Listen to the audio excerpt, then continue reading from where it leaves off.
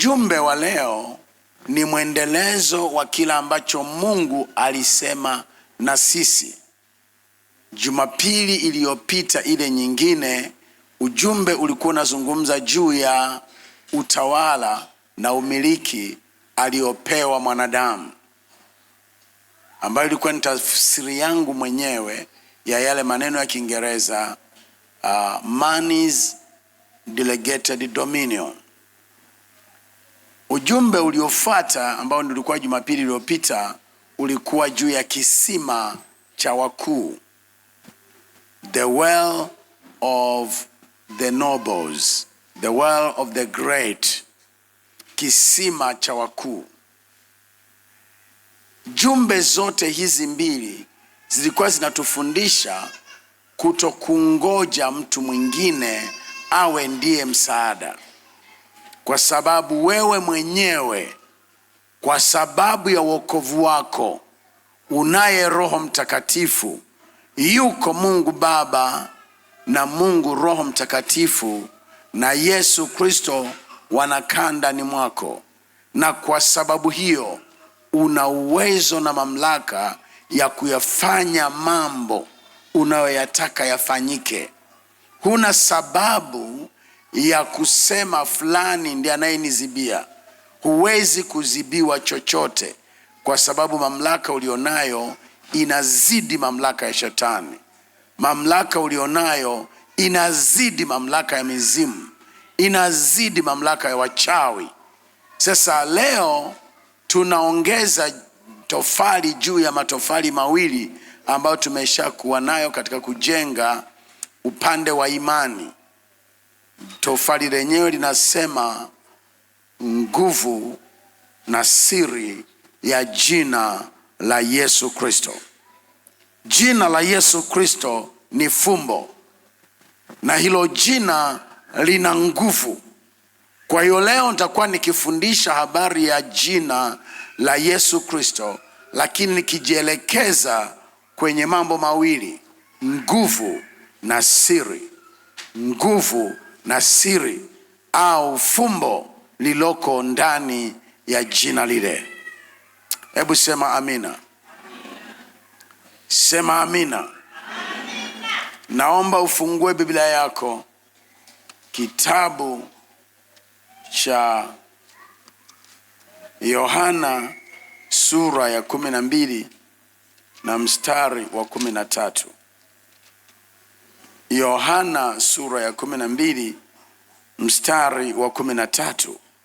Biblia inasema, wakatwaa matawi ya mtende, wakatoka nje kwenda kumlaki, wakapiga makelele, Hosana, ndiye mbarikiwa ajaye kwa jina la Bwana. Ndiye mbarikiwa ajaye kwa jina la Bwana, mfalme wa Israeli. Naye Yesu alikuwa amepata mwanapunda, akampanda, kama vile ilivyoandikwa, usiogope binti Sayuni, tazama mfalme wako anakuja, amepanda mwanapunda.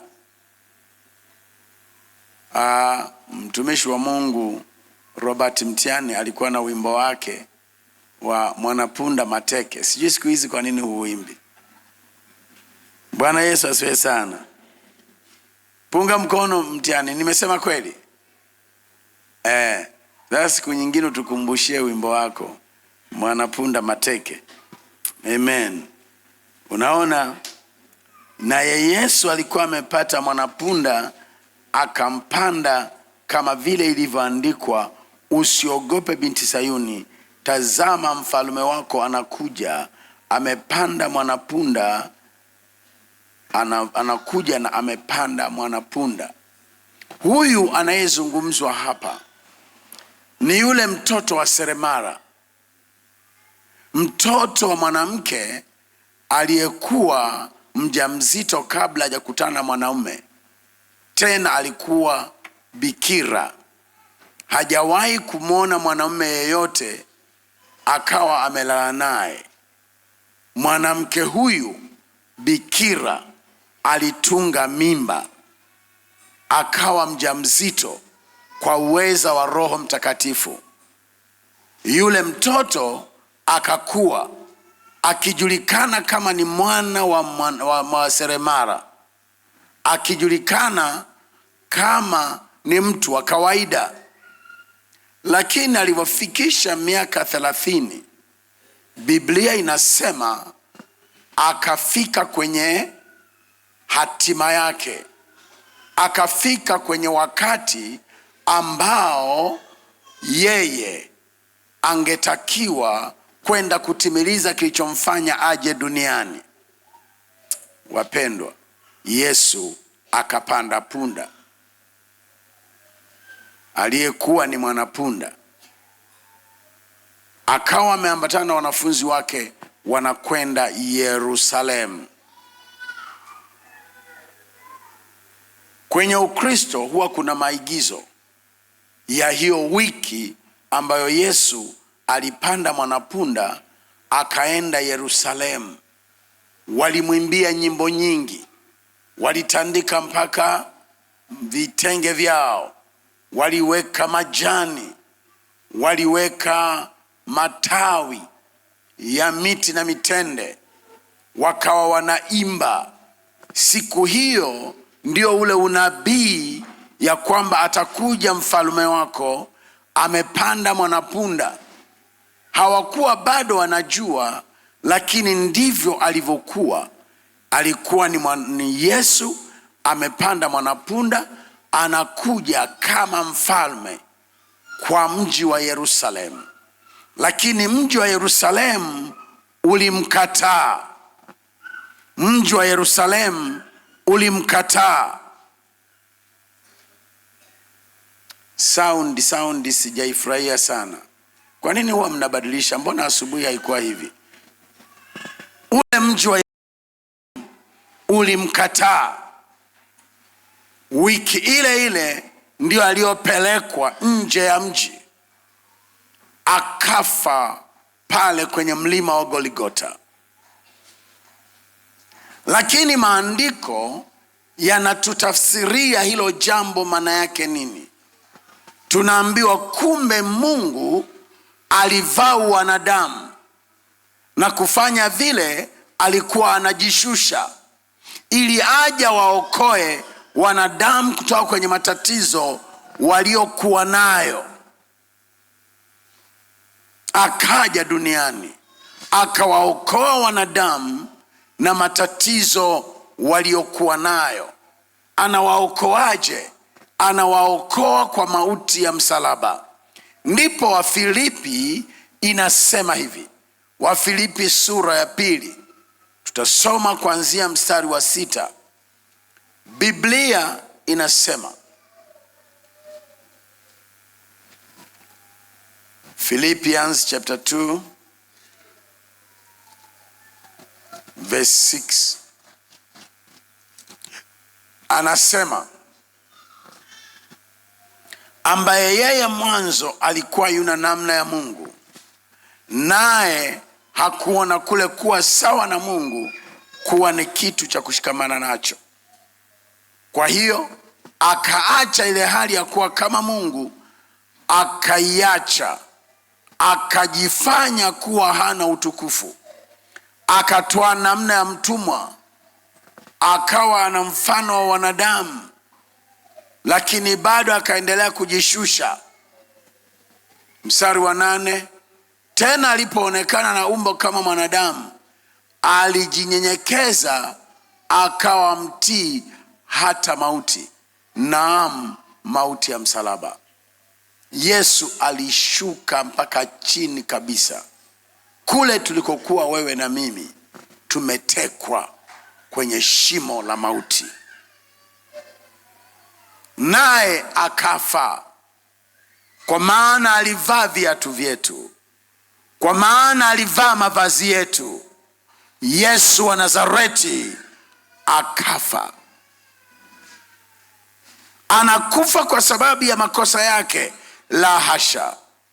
Luka katika sura ya 22 ameweka rekodi mara 4 Yesu alionekana hana hatia. Yesu hakuwa na hatia yoyote. Kwa hiyo kinachomfanya kufa ni hatia yako na hatia yangu. Na kwa sababu mshahara wa dhambi ni mauti, na mauti yenyewe ameibeba yeye, ndiyo maana Yesu ni mwokozi wa ulimwengu. Sasa sikia, wakati anazaliwa aliitwa Yesu, kwa maana atakuwa mwokozi wa ulimwengu. Lakini kuna siku ulipokaribia wakati wa huduma, kabla hajafa msalabani, neno la Mungu linasema alienda kubatizwa.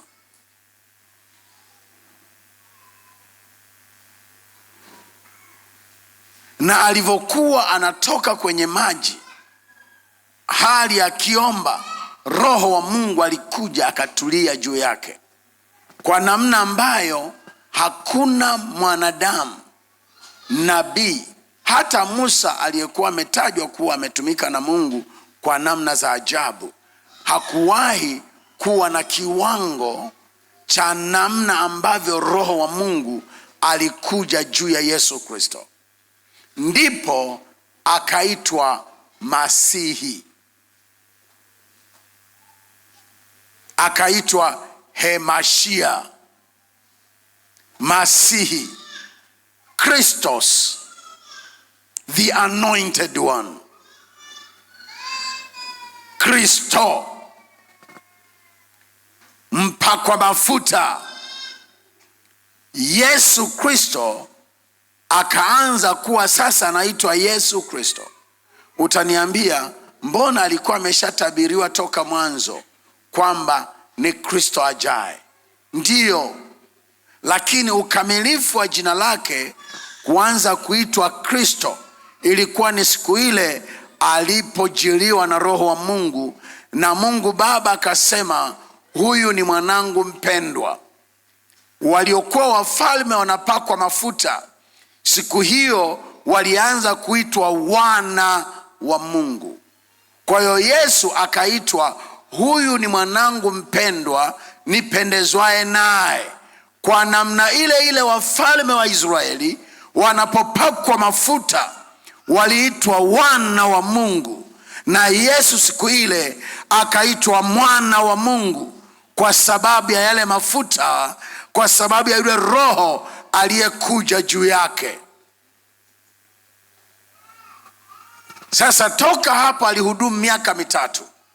Ndipo kuna siku akaja Yerusalemu, ambako ndiko walimwimbia hizo nyimbo, na baada ya siku chache akaenda msalabani. Wafilipi inasema baada ya kuwa amekufa msalabani na kufufuka, Mungu alimwadhimisha mno. God exalted him greatly. God made Jesus so high and great.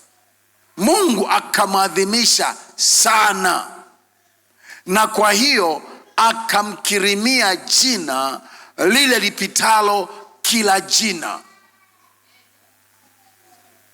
Hilo jina ni jina gani? Ambalo mwanzo hakuwa nalo, akakirimiwa jina lipitalo kila jina. Nataka uelewe hapa Biblia inadili na upande wa wanadamu wake Yesu. Usisahau Yesu tunayemwamini ni Mungu, wakati huo huo ni mwanadamu. Wanadamu wa Yesu umekamilika kabisa. Ndiyo maana alivishwa nepi, ndiyo maana aliogeshwa kama watoto wengine, ndiyo maana alikula chakula, ndiyo maana alifundishwa kusoma na kuandika kama watoto wengine. Lakini bado alikuwa ni Mungu. Alikuwa ameuacha uungu wake? Hapana, alikuwa bado anao. Ndio maana linaitwa fumbo. Ni fumbo la ukombozi wa mwanadamu. Yesu Kristo wa Nazareti ni Mungu kabisa, lakini ni mwanadamu kabisa. Bwana Yesu asifiwe. Sasa baada ya kujishusha hata akafika hatua ya kufa msalabani, kinachoadhimishwa ni upande wa mwanadamu. Yesu Kristo anaadhimishwa na anapewa jina lipitalo majina yote. Hili jina ni jina gani? Kwa sababu baada ya kusulubiwa akashinda. Ilikuwa tayari ameshashinda mapepo, ilikuwa tayari ameshashinda magonjwa, maana aliishi maisha yote hayo hakuwahi kuumwa. Alikuwa ameshashinda dhambi, aliishi maisha yake yote hayo hakuwahi kutenda dhambi. Alikuwa ametoa mapepo, alikuwa amefufua wafu, lakini yeye mwenyewe akakishinda kifo. Ikathibitika kwa roho ya utakatifu wake na kwa roho ya ufufuo kwamba kumbe huyu si mwanadamu, huyu ni Mungu. Ni Mungu yule yule ambaye mwanzo kwenye Biblia alikuwa anaitwa Bwana, ambaye mwanzo kwenye Biblia alikuwa anaitwa Yehova. Na huyu aliyekuwa anaitwa Yehova, kuna wakati aliitwa Yehova Ire, kwa maana ya Mungu atupae mahitaji yetu. Kwenye mlima itapatikana, akaitwa Yehova Ire. Aliitwa Yehova Nisi, kwa maana Mungu ni bendera yetu, atatupigania na kutupa ushindi. Akaitwa Yehova Rohi, kwa maana yeye ni mchungaji wetu, atatuongoza hata wakati tumechanganyikiwa. Yeye ni mchungaji wetu. Kama kondoo wanavyoongozwa na mchungaji, ndivyo yeye Mungu Yehova atakuwa ni mchungaji wa taifa la Israeli. Yeye akaitwa Yehova Shama, kwamba yeye atakuwa amani yetu wakati mioyo yetu inavurugikiwa, wakati familia zetu zinavurugikiwa, au jamii zetu zinakuwa katika hatari. Yeye ni amani yetu. Mungu wetu huyo amejifunua pia kama Mungu atuponyaye, akaitwa Yehova Rafa. Amejifunua pia kama haki yetu, kwa maana katika hali ya anguko tulikuwa wenye dhambi na tukahesabiwa kuwa wenye hatia, ambao tunahitaji kupata adhabu, lakini Mungu akajifunua kama Yehova Sidikenu, Mungu ambaye ni haki yetu. Yeye baadaye pia akajifunua kama Yehova Shama, Mungu ambaye yupo kila wakati. Wakati tungeteswa, tukatishwa na mapepo na majini, kumbe Mungu amejifunua kwa jina la Yehova Shama, Mungu apatikanaye wakati wote, mahali popote. Tofauti na Mungu wa wengine ambaye ukienda chooni anaogopa kuingia. Mungu wetu yupo kila mahali, hata labor ward, mahali damu zinamwagika, yeye yupo. Hata ukipelekwa makaburini, yeye bado yupo. Ni Mungu ambaye yupo mahali pote. Yupo hata kwenye danguro, yupo hata kwenye kiwanda cha pombe, yupo kila mahali, yupo. Anaitwa Yehova Shama. Atukuzwe yeye. Haleluya. Haya nimetaja ni majina 7 ya ukombozi ya Mungu. La 8 ni Yehova Kadesh au Jehova Makadesh au Yehova Kadeshim. Mungu atutakasaye ni jina la 8. Yanaitwa majina 8 ya ukombozi ya Mungu. Lakini ukiangalia Biblia utakuta majina mengine 4 ili yakamilike majina 12 ambayo tunayaita majina ya Kiyehova ya Mungu, ila yale niliyoyataja mwanzo ndiyo majina ya ukombozi. Maana yake Mungu alivyowaona wanadamu wakiwa wagonjwa ambao ni uhitaji wa ukombozi, Mungu alijifunua kama Mungu aponyaye. Alipowaona wanadamu wapo katika hali ya umaskini na uhitaji, Mungu alijifunua kama Mungu awapae mahitaji yao. Akasema, mimi naitwa Yehova Yire. Alipoona wapo kwenye kushindwa, kuonewa, kuteswa, alijifunua kwao kama Mungu awapae ushindi.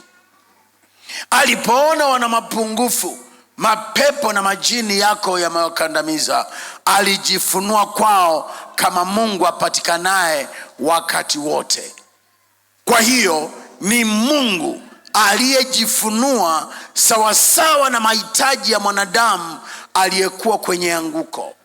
Sasa Yesu Kristo aliyekuja kwa njia ya kuzaliwa na mwanamke aliyeitwa Mariamu na baadaye akafa msalabani, huyu alikuja kutekeleza mambo yote 8 yaliyokuwa yanafanywa na jina moja moja la Mungu.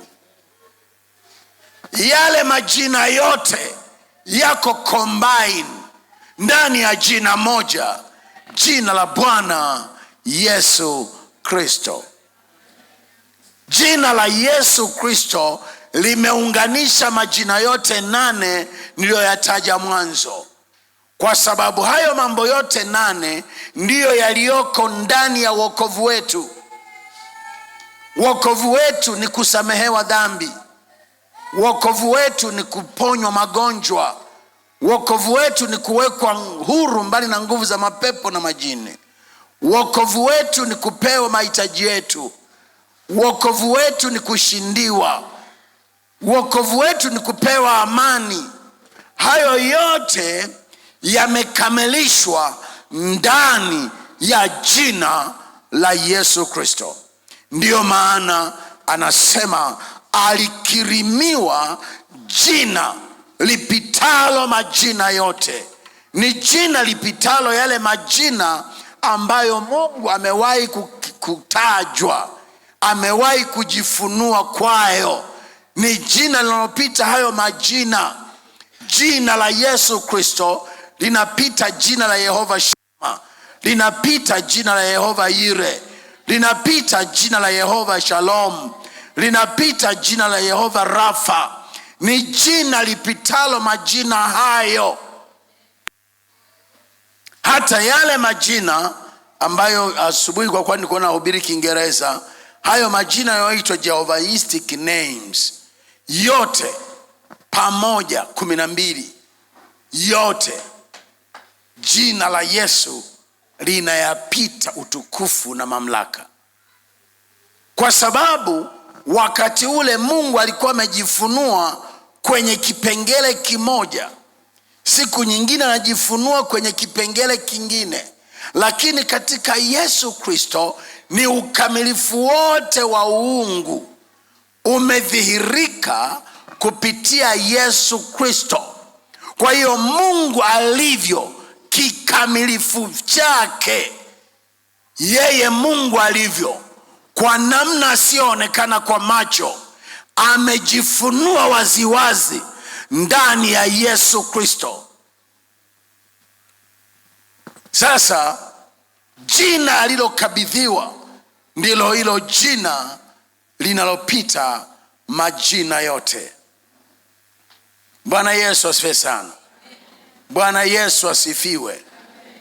Lakini tuangalie, kabla sijaenda mbali sana, tuangalie kwani unaposema jina unamaanisha nini? Kwa sababu bila kujua hivyo unaweza ukawa unaita jina la Yesu, hakuna kinachotokea kwa sababu huelewi. Maana tukaambiwa watu wabatizwe kwa jina langu. lakini tunaona wanabatizwa kwa jina la Baba na la Mwana na Roho Mtakatifu. Je, wanaofanya hivyo wanakosea? Hapana. Kwa nini sasa? Lazima uelewe maana ya jina. Ndio maana wengine wanaweza wakaenda kwenye ibada, mtu akatumika na Mungu akasababisha uponyaji kwa nguvu ya Mungu, kwa sababu hawajasikia limetajwa jina la Yesu, wanaanza kuamanika alikuwa anatumia nguvu gani. Haimaanishi lazima litajwe jina lenyewe.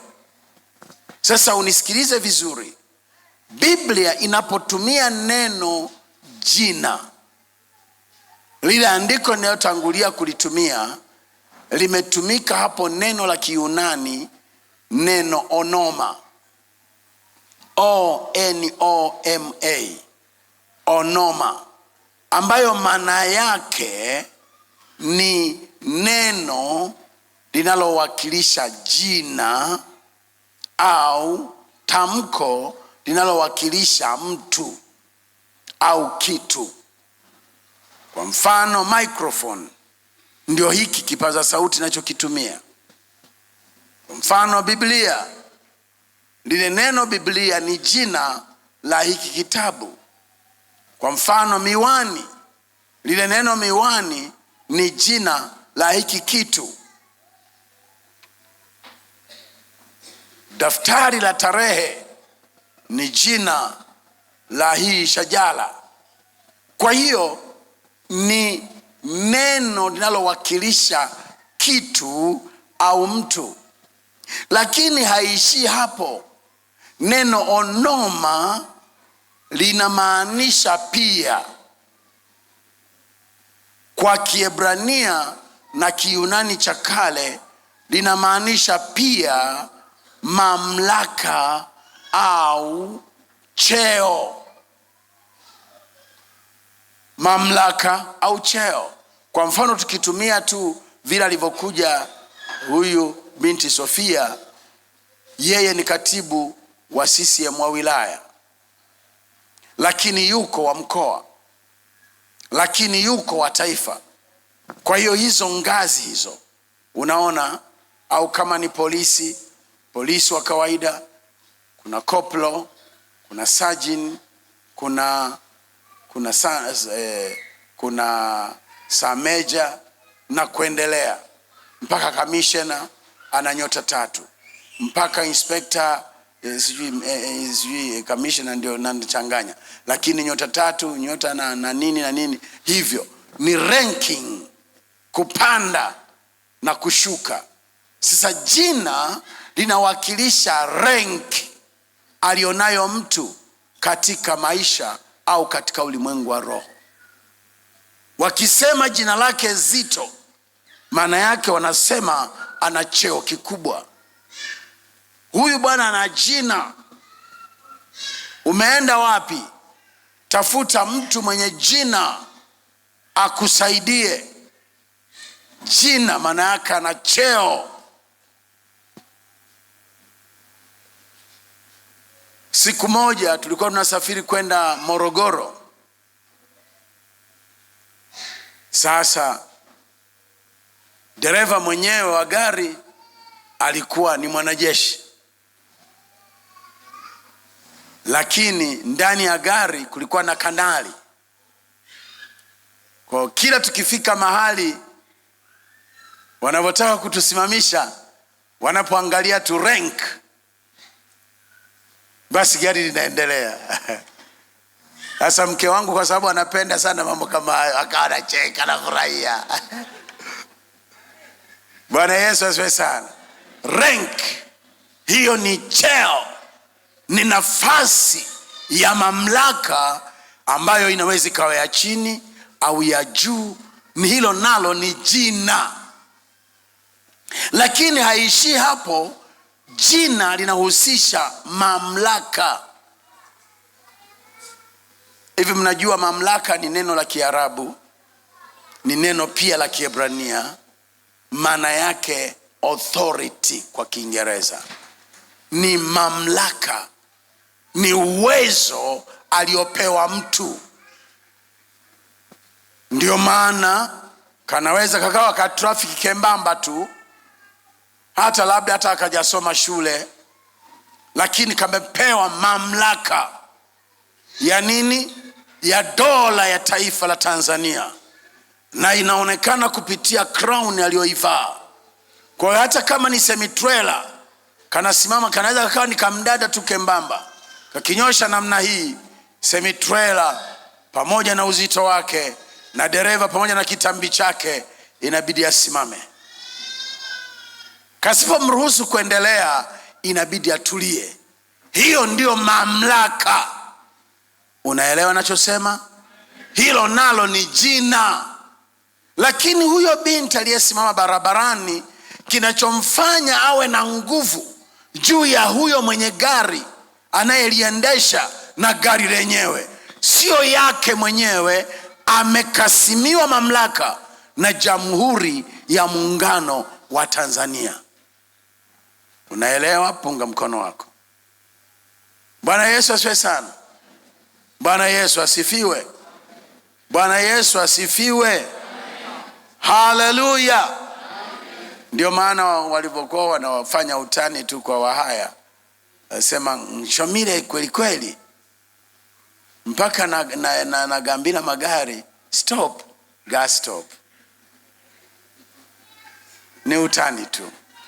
Bwana Yesu asifiwe sana. Yani anajisifu kwamba amesoma, ndio maana anaweza akayagambila akayaambia magari stop, yani simama, gari linasimama kwa sababu amesoma. Paka na mbwa zake nazo zimesoma. Unaona? Huo ni utani tu. Bwana Yesu asifiwe sana. Lakini pia jina linawakilisha tabia. Kwa hiyo mtu anaweza akatambulikana kwa tabia yake, na tabia yake ikawa ndilo jina. Kama unavyoona watu wanaitwa mhuni, sijui mwizi, hilo limeshakuwa jina kwa sababu ya tabia yake. Lakini hilo jina linahusiana pia na sifa ya mtu, reputation kwa wale mnaojua Kiingereza. Sifa ya mtu. Jina huhusiana na sifa ya mtu, lakini jina linakuwa kwenye uwakilishi.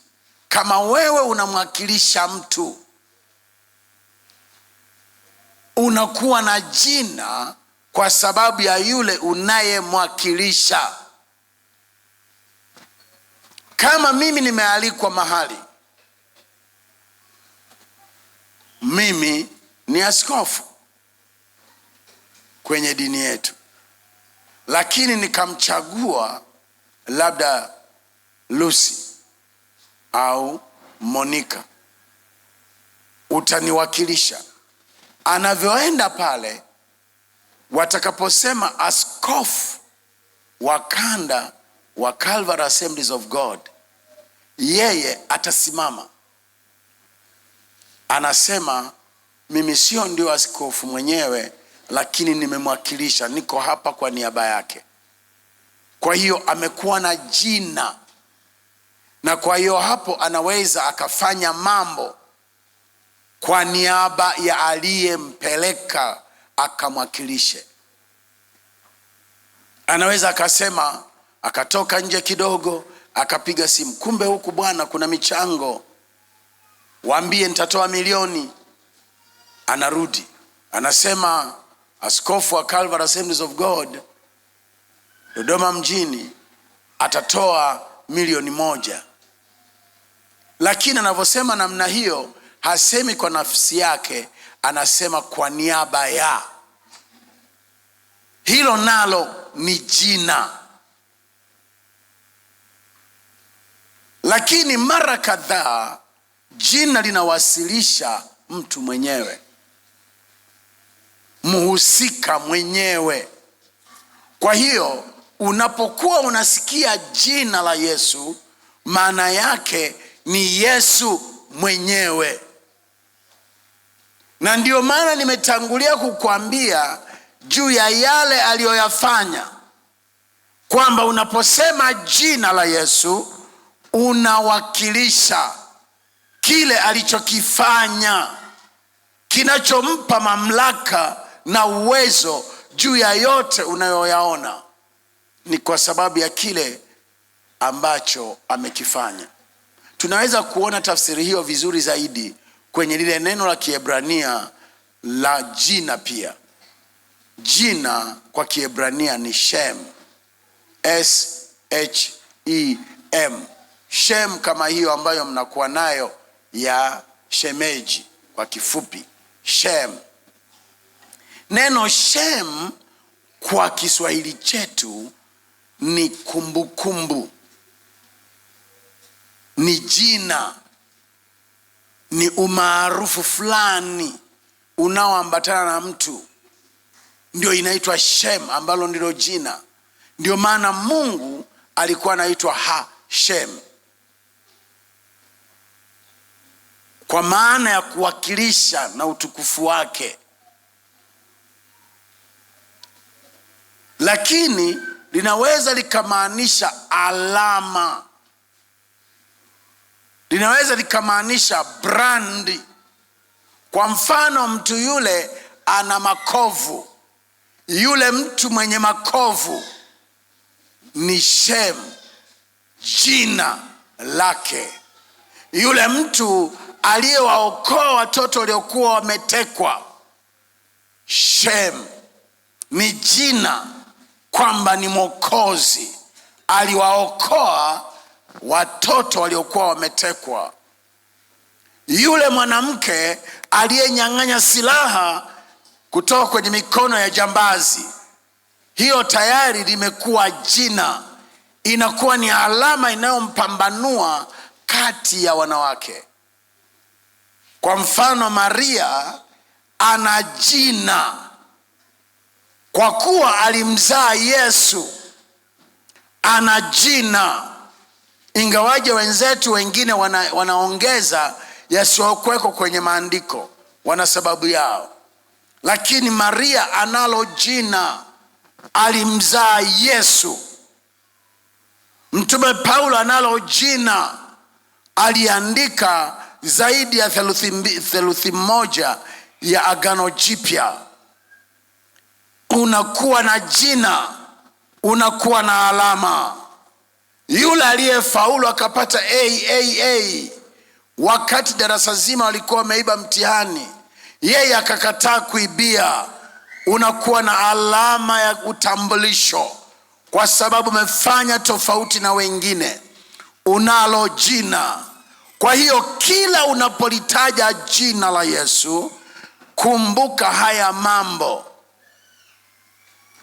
Kumbuka, inawezekana unaita sifa zake, inawezekana unaita tabia yake, inawezekana unaita cheo chake, inawezekana unaita mamlaka alionayo, inawezekana unamwita yeye mwenyewe, inawezekana unakuwa mwakilishi wake yeye kwa sababu ya kulibeba jina.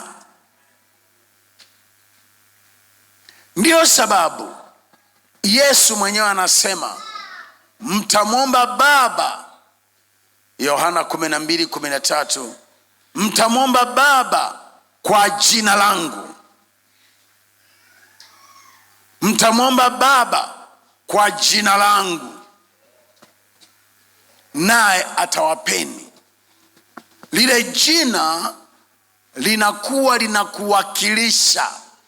Kwa hiyo wewe unatendewa si kwa sababu yako, unatendewa kwa sababu ya ile jina. Punga mkono wako basi.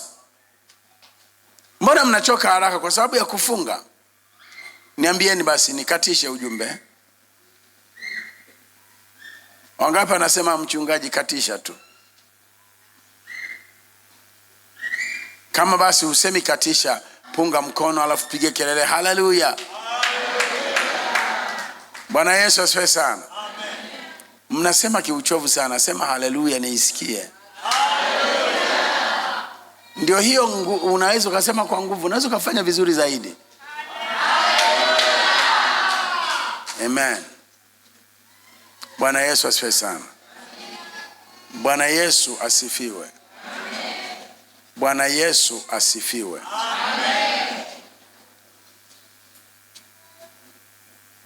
Huyu Yesu Kristo kuna mambo ameyafanya katika ulimwengu wa roho kwa niaba yako na kwa niaba yangu. Tunapoliita jina la Yesu, tunamaanisha tunataka aliyoyafanya yawe halisia, yatokee. Biblia inasema kila aaminie ataliitia jina la Bwana ataokoka. Ataliitia jina la Bwana ataokoka.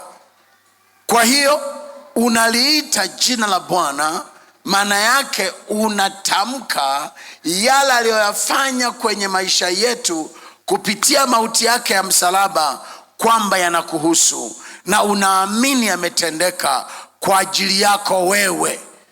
Unapofanya namna hiyo, inatokea, inakuwa halisia. Bwana Yesu asifiwe sana.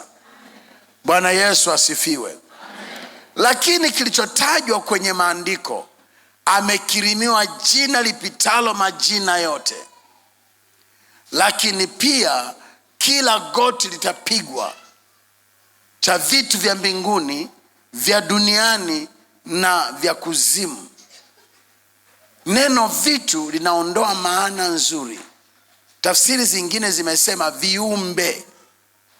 Kwa hiyo hawa waweza wakawa ni malaika, waweza wakawa ni mapepo, waweza wakawa ni majini, waweza wakawa ni mizimu, waweza wakawa ni wanadamu pia, na viasili pia vitalisikia na kulitii jina la Yesu Kristo.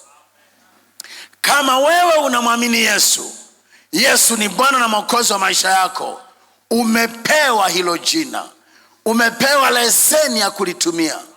Sasa unapoita, unamwita Yesu aje. Ni sawasawa na unapoitia damu ya Yesu, unamwita mwenyewe aje. Ndio maana jambo lako lazima litatendeka, kwa sababu umemwita mwenyewe. Jambo lako lazima litatendeka kwa sababu umeita nguvu ipitayo nguvu zingine. Bwana Yesu asifiwe. Kila jina ambalo Yesu ana mamlaka juu yake ni pamoja na mapepo na majini. Hebu tuangalie Waefeso 1, tuanzie mstari wa 20. Waefeso 1, tuangalie mstari wa 20. Biblia inasemaje? Waefeso 1 mstari wa 20. Aliyotenda katika Kristo alipomfufua katika wafu, akamweka mkono wake wa kuume katika ulimwengu wa roho. Yesu yupo kwenye nafasi ya mamlaka. Endelea. Juu sana kuliko ufalme wote. Hebu sema juu sana kuliko ufalme wote. Sema kwa nguvu nikusikie huku. Ufalme wote ni mapepo yenye vyeo. Yesu yuko juu sana kuliko mapepo yenye vyeo vya juu sana. Na yanayofuatia yanaitwa nguvu, mamlaka, usultani. Yote Yesu yuko juu sana kuliko hayo. Lakini amemalizia kwa kusema na kila jina litajwalo. Jina litajwalo ni majina ya mapepo. Kwa mfano kipanda uso, utasa, kukataliwa, gundu, sijui nini, mikosi, sijui nini, kila unachojua wewe, mahaba, jini mahaba, sijui jini mahaba mvurugaji, sijui nini, yote hayo Yesu ana mamlaka juu yake. Kwa hiyo kila unapoliita jina la Yesu unasababisha hawa waachie njia. Wanaachia njia kwa sababu umeliita jina lililowashinda. Ni jina linalopita hayo majina, li mamlaka inayoshinda hizo mamlaka. Bwana Yesu asifiwe sana. Bwana Yesu asifiwe. Hebu tuangalie Zaburi ya 9. Lakini kabla ya hapo tuangalie Zaburi ya 8 mstari wa 9. Zaburi ya 8 mstari wa 9. Biblia inasema, wewe Mungu Bwana wetu, jinsi lilivyo tukufu jina lako duniani mote. How excellent is your name. Jina la Bwana lina adhama, lina utukufu, lina heshima, lina nguvu. Maneno hayatoshi kulielezea. Sasa sura ya 9 mstari wa 1 anasema, nitamshukuru Bwana kwa moyo wangu wote, nitayasimulia matendo yako yote ya ajabu ulioyatenda kwa hilo jina. Mstari wa 2,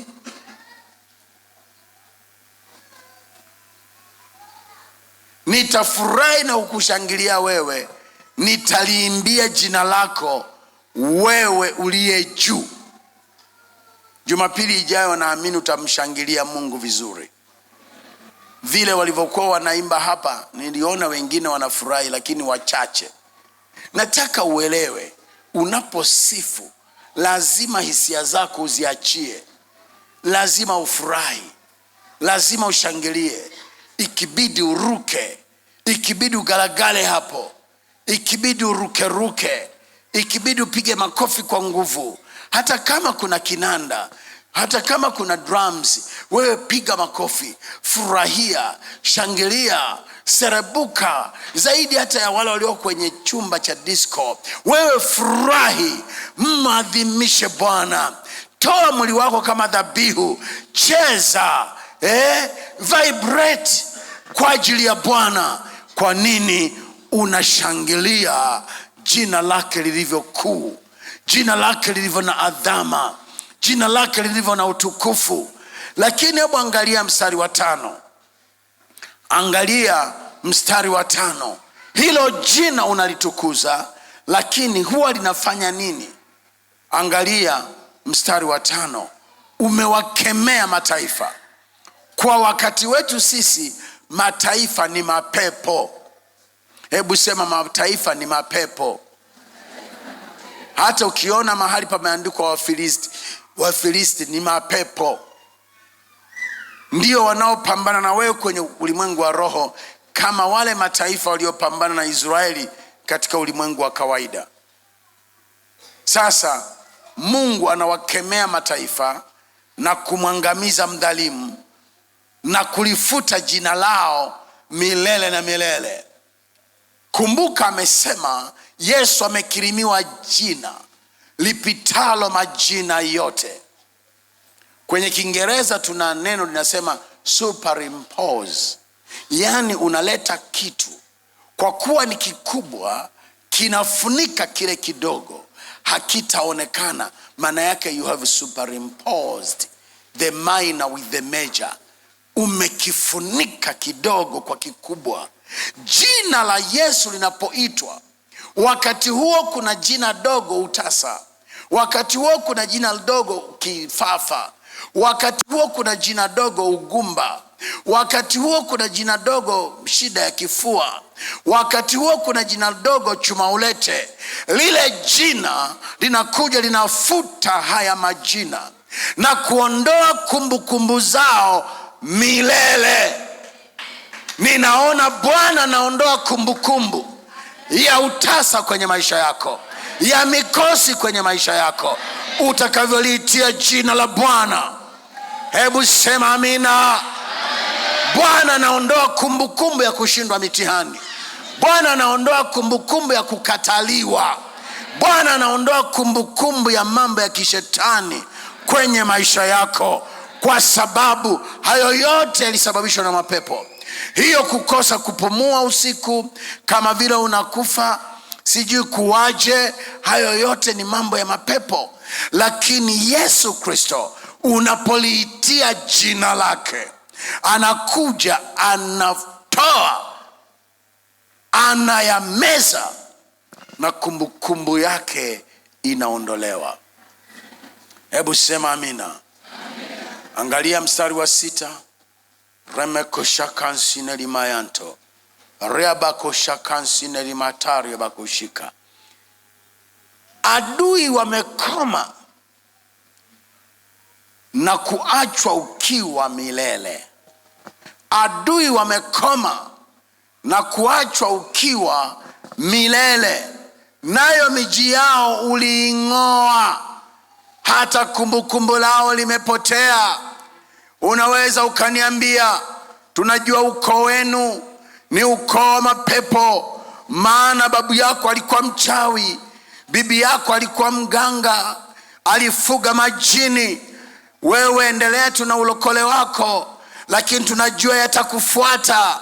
Lakini sikia, nilipomwamini Yesu akawa Bwana na Mwokozi wangu, yeye amefanya kumbukumbu yao ipotee, na ule mji ameung'oa. Maana yake roho za ukoo zinazojulikana kwenye ukoo wangu wa baba au wa mama, iliyokuwa inahalalisha utasa, iliyokuwa inahalalisha magonjwa, iliyokuwa inahalalisha vifo vya mapema, iliyokuwa inahalalisha umaskini, vyote jina la Yesu limevimeza na limeviondoa. Hebu sema amina. Unanielewa na kuamini nayosema? Sikia, kulikuwa na mtu amezaliwa toka tumboni mwa mama, hawezi kutembea. Kwenye kitabu cha Matendo ya Mitume sura ya 3 na mstari wa 6, Petro alipomwona alimwambia, fedha na dhahabu sina, lakini nilicho nacho nakupa.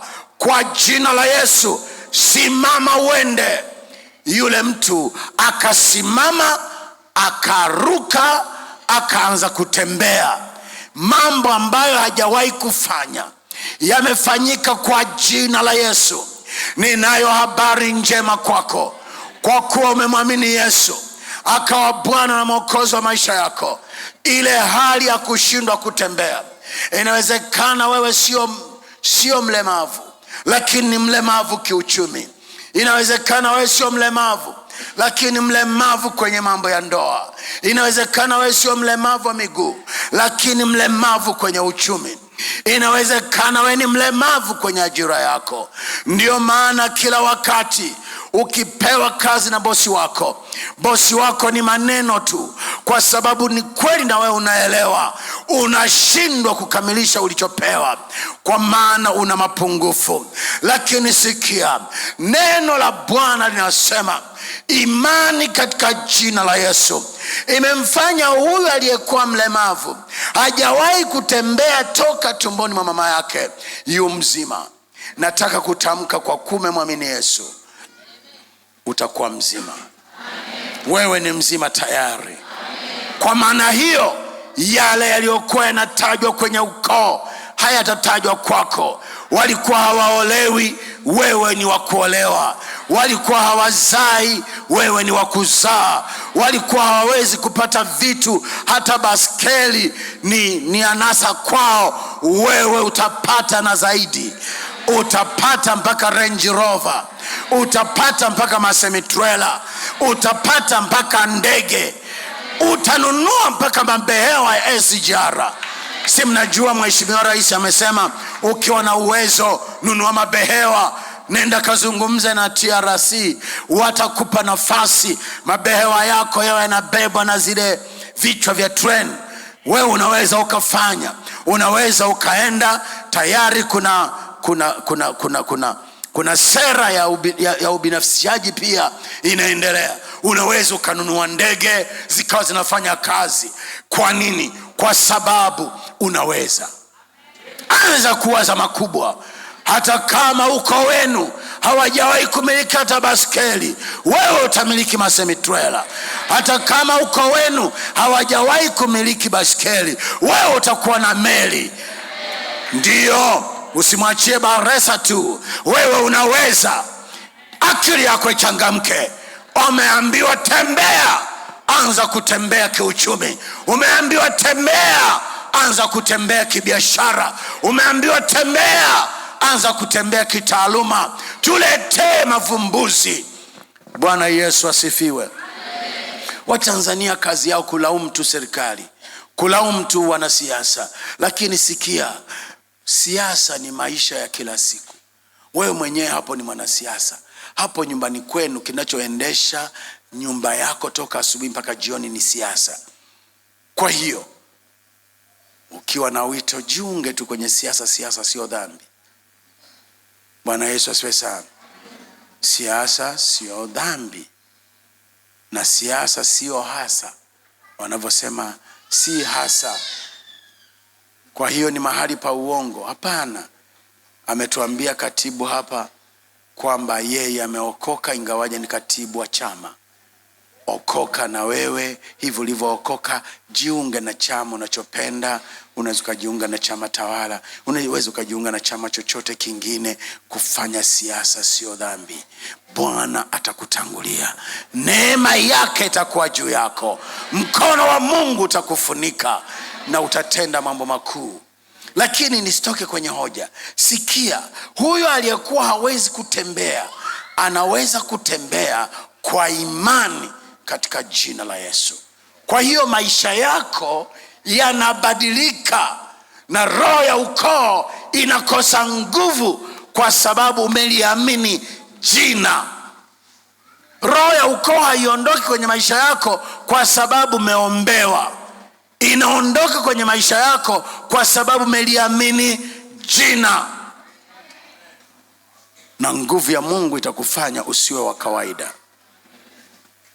Hebu sema amina. Amina. Sema tena amina. Amina. Sema tena amina. Amina. Bwana Yesu asifiwe. Bwana Yesu asifiwe. Amen. Ngoja nisiendelee sana kwa sababu wengi wananiangalia kwa jicho la kuchoka. Nikupe masharti manne yatakayokupa uwezo wa kulitumia jina la Yesu. Wengine wamekuwa wakiliita jina la Yesu, hawaoni matokeo. Wanaliita jina la Yesu, hawaoni majibu. Maisha yao hayawi vile ambavyo Biblia inasema. Kuna mgonjwa anaomba wala haponi. Kuna shida anaomba wala hapokei. Ndio maana umedhani Mungu amewapa neema ya pekee watu fulani. Lakini kumbe wewe hapo ulipaswa kuwa na neema hiyo kama ungeamini imani halisi, imani thabiti ndani ya jina la Yesu Kristo. Biblia inatufundisha, nimeona hizi kanuni 4. Yawezekana zikaweko zaidi, ila kwa leo Mungu ametupa kujua hizi 4. Ya kwanza ni mahusiano na Yesu. Mahusiano na Yesu, relationship.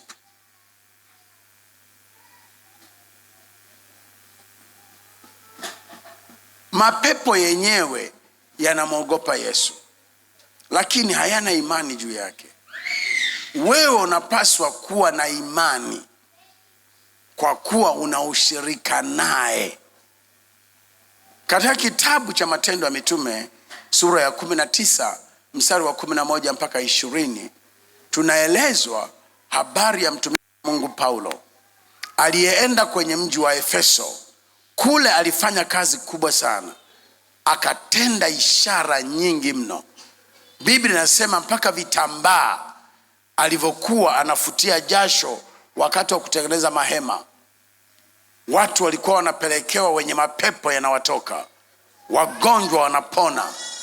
Sasa kwa kuwa ulikuwa ni mji uliojaa ushirikina na uchawi na mambo ya ibada za sanamu, kulikuwa na watoto walikuwa naitwa watoto wa Skewa. Skewa alikuwa ni kuhani mkuu. Just imagine, kuhani mkuu, yeye mwenyewe anashiriki uchawi na watoto wake wanamwonea wivu mtumishi wa Mungu. Kwa hiyo akaona huyu atakuwa na jina sana, ngoja na sisi tuanze kufanya hicho hicho anachofanya. Walipoona mtu ana pepo, wakaenda kwa usaba wao. Hakwenda mmoja, walienda kwa usaba wao wote. Tena walikuwa ni watoto wote ni wa kiume.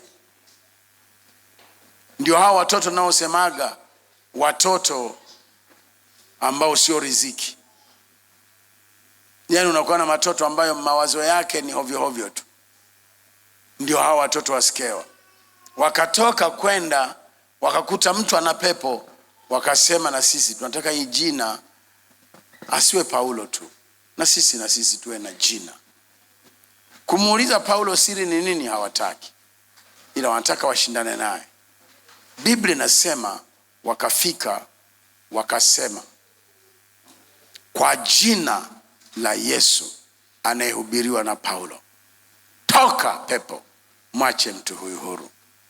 Lile pepo likamaka, likasema Paulo namjua na Yesu ninamjua. Yaani hapo tunafurahi sana. Hebu sema, mapepo wanakujua wewe, na mamlaka ulionayo wanaijua. Paulo namjua na Yesu namjua, lakini ninyi ni akina nani? Nadhani wangesema sisi ni wana wa mkuu wa makuhani. Yesu anajali dini. Mwambie mwenzako, ulimwengu wa roho haujali dini, unajali uhusiano wako na Yesu tu. Usidhani mapepo atakutii kwa sababu nasali hapa. Usidhani mapepo yanakutii kwa sababu wewe ni Mpentekoste. Usidhani kwa sababu mapepo yanakutii kwa sababu ulibatizwa na watu fulani, wakati kumbe ulikuwa hujaokoka, ulikuwa unatimiza ratiba. Hayatakutii.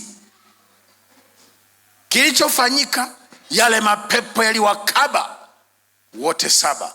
Mtu ni mmoja lakini aliwakaba wote saba, akawapiga, wakawa na damu, wakaumia, wakaaibika, halafu wakakimbia. Guess what? Walikimbia bila nguo. Hivyo ndivyo ilivyoandikwa, walikimbia uchi. Walidhalilishwa na mapepo. Kwa nini? Wametumia jina bila mahusiano na Yesu.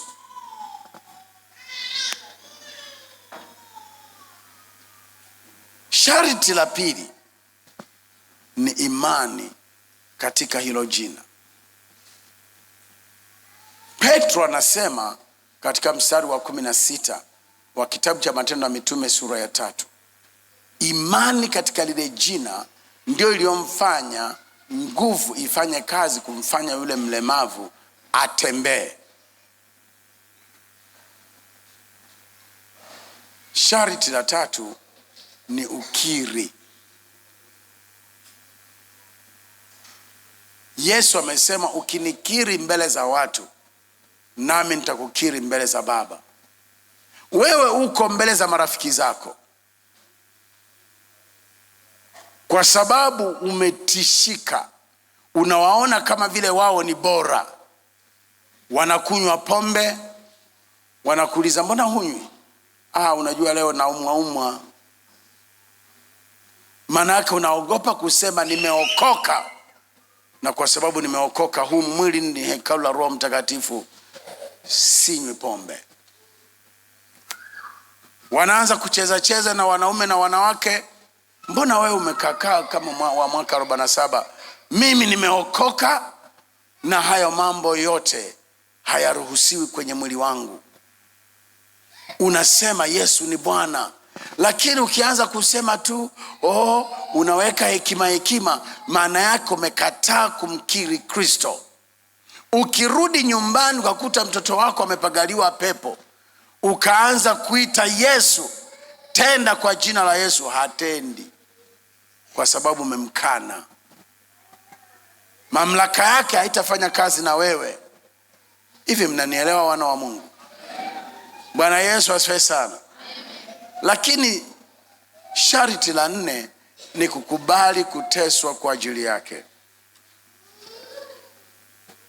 Kukubali kuteswa kwa ajili yake.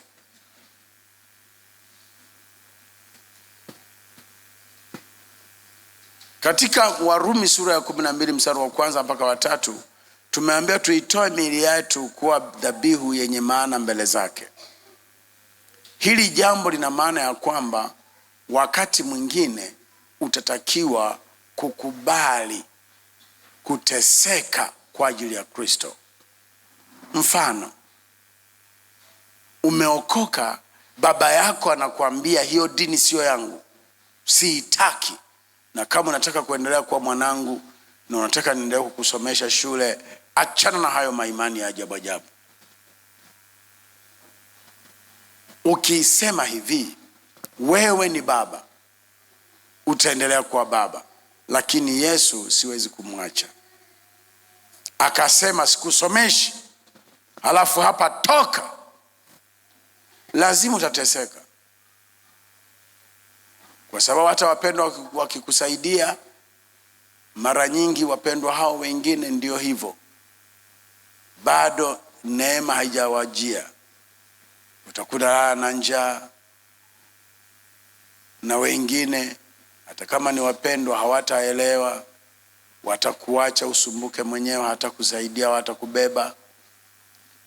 Lakini Mungu hatakuacha. Siku 2-3 mbele, baada ya kuonekana umeshinda, umeweza kuwa shahidi mwaminifu, Mungu atakutokezea. Kwa sababu wanaoteswa kwa ajili ya Kristo wanatukuzwa pamoja naye. Bwana Yesu asifiwe sana.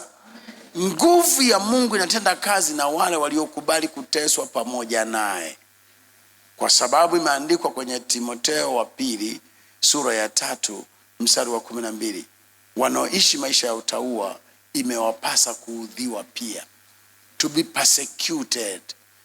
Huwezi ukawa katika Yesu usiteswe, usisemwe vibaya, usikejeliwe, wakati mwingine hata kukataliwa.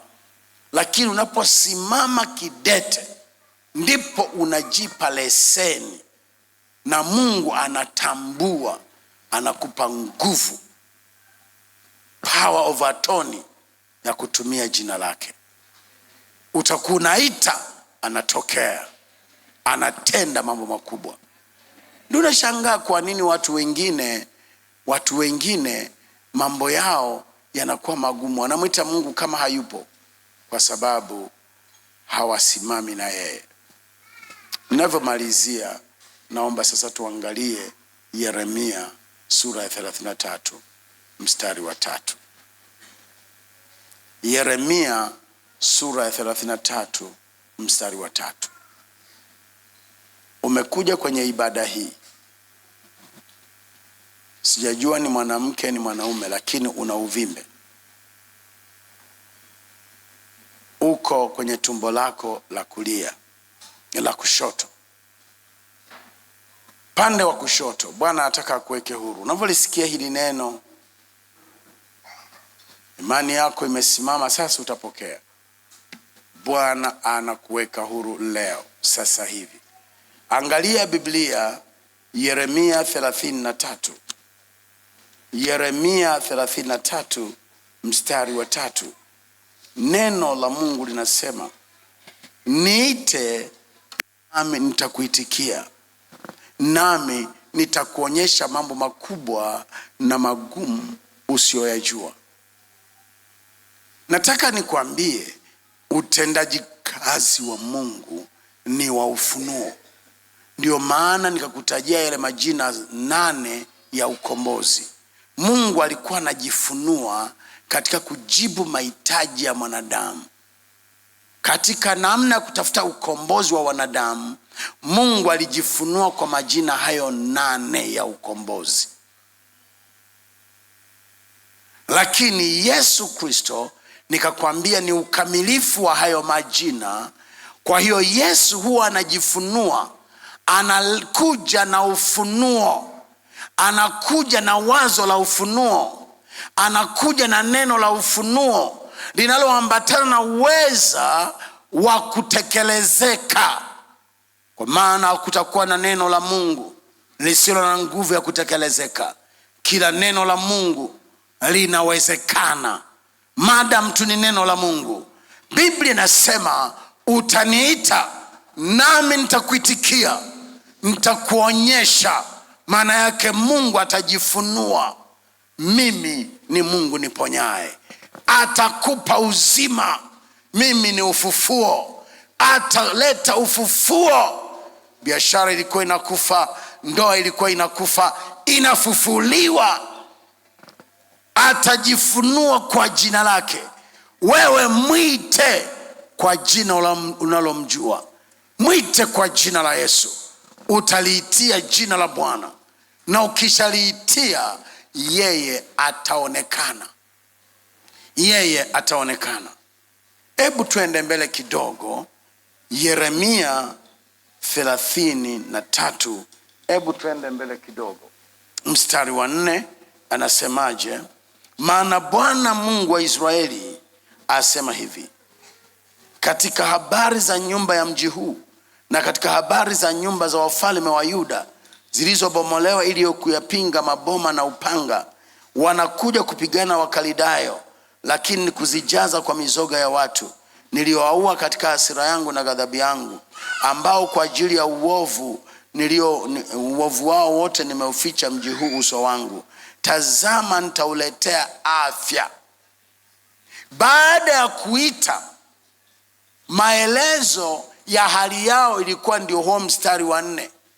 Lakini walivyoita, mstari wa 4 na wa 5, mstari wa 6, majibu yao: nitauletea mji huu afya na kupona, nami nitawaponya, nami nitawafunulia wingi wa amani na kweli. Kwa hiyo Mungu anakuja kwenye familia yako. Umemwita, analeta amani, analeta afya, analeta uponyaji, analeta kweli. Mstari wa 7, nami nitawarudishia wafungwa wa Yuda na wafungwa wa Israeli na kuwajenga kama kwanza. Unatamkwa urejesho. Mstari wa 8, nitawasafisha na uovu wao ambao kwa huo wamenitenda dhambi, nitawasamehe maovu yao yote ambayo kwayo wamenitenda dhambi na kukosa juu yangu. Na mji huu utakuwa kwangu jina la furaha na sifa na utukufu mbele ya mataifa yote ya dunia, watakao sikia habari ya mema yote ni watendeayo. Hivyo naelewa Mungu atakachofanya. Wiki hii njoo tuendelee kumwita Bwana, uone itakavyotokea. Watu watakuwa nasema ndio yule kijana wa nyumba fulani, ndio yule binti wa nyumba fulani, kwa sababu umeliita jina la Bwana. Bwana amekupa wazo, umeanzisha kampuni inazalisha mabilioni kwa sababu umepata wazo litokalo kwa Bwana. Unajua wengine mnafanya biashara kwa kuiga watu, lakini ukifanya biashara kwa neno la Bwana, ukifanya shughuli ya fedha kwa neno la Bwana, na kuambia ndugu yangu, mambo sio ya kawaida, itakuwa bam bam. Petro alifanya biashara siku moja kwa neno la Yesu, akavua maradufu. Hivyo ndivyo itakavyokuwa historia yako. Liite tu jina la Bwana. Anaendelea hapa mstari wa 9, na mji huu utakuwa kwangu jina la furaha na sifa na utukufu. Mstari wa 10, Bwana asema hivi: katika mahali hapo ambapo mnasema kwamba ni ukiwa, hapana mwanadamu wala mnyama, naam, katika miji ya Yuda na katika njia za Yerusalemu zilizo ukiwa, hazina mwanadamu wala mwenyeji wala mnyama, itasikilikana tena sauti ya furaha na sauti ya bwana harusi na sauti ya bibi harusi na nini na nini na nini. Kwa sababu tu ya muda, wewe utakwenda kusoma pote hapo uone kila ambacho Mungu anaahidi itakuwa katika maisha yako. Bwana Yesu asifiwe sana. Hasa wewe ambaye wamekusema kwa mabaya, hasa wewe ambaye wamekucheka kwa kushindwa, hasa wewe ambaye wamekucheka mambo yako yalivyo duni na kusema yuko wapi Mungu wako, lisikie neno hili.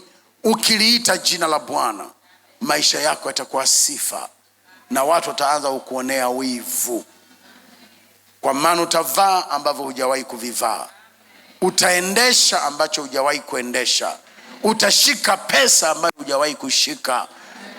Wewe utapona bila dawa, utaponya wengine. Ulidhani anayeponya ni Emmanuel tu, ulidhani ni wachungaji hawa tu. Mungu atakutumia wewe mwenyewe. Hebu shika mikono yako namna hii, fanya mikono yako namna hii, sema mikono hii imebarikiwa. Yeyote nitakayemwekea mapepo yatamwachia, maana mimi nina mamlaka. Mimi ni mmoja wa wakuu kwa jina la Bwana. Mikono hii itashika mamilioni kwa jina la Bwana, kwa maana mimi si mmoja wa maskini. Mimi ni mtegemewa. Kwa ajili yangu Tanzania itainuka. Kwa ajili yangu Tanzania itakuwa na uchumi mkubwa kwa jina la Yesu. Kwa jina la Yesu. Simama hapo ulipo.